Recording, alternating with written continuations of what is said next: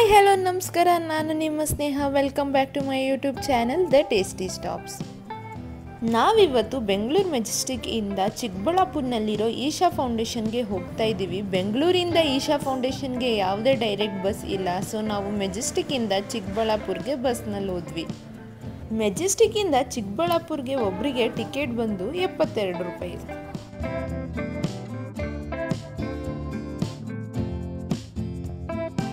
ಚಿಕ್ಕಬಳ್ಳಾಪುರ್ಗೆ reach ಆದಮೇಲೆ ಬ್ರೇಕ್ಫಾಸ್ಟ್ಗೆ ಅಲ್ಲಿನ famous hotel ಅಭಿಷೇಕ್ಗೆ ಹೋದ್ವಿ.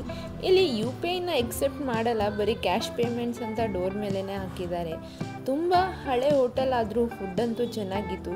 ನಾವು ಬ್ರೇಕ್ಫಾಸ್ಟ್ಗೆ ಫಸ್ಟ್ ಇಡ್ಲಿ ವಡೆ ಸಾಂಬಾರನ್ನ ತೊಗೊಂಡ್ವಿ, ಆಮೇಲೆ ಮಸಾಲೆ ದೋಸೆ ಜೊತೆ ಚಿತ್ರಾನ್ನನೂ ತೊಗೊಂಡ್ವಿ.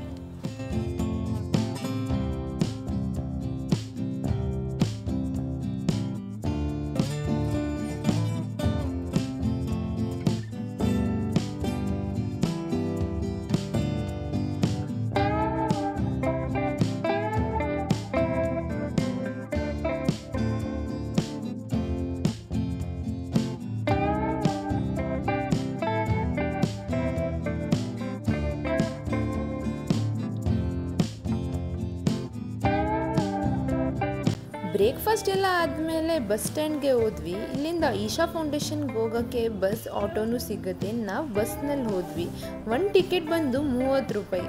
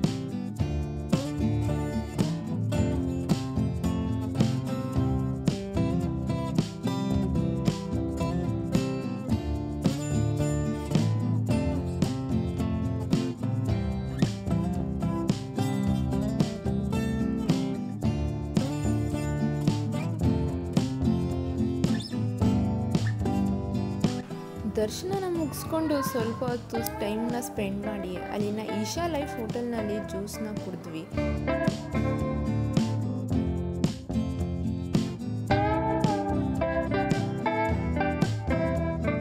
ಇಲ್ಲಿ ಎವ್ರಿ 1 ಅವರ್ಗೆ ಚಿಕ್ಕಬಳ್ಳಾಪುರ ಬಸ್ ಸ್ಟ್ಯಾಂಡ್ಗೆ ಹೊರಡೋ ಬಸ್ ಬರುತ್ತೆ.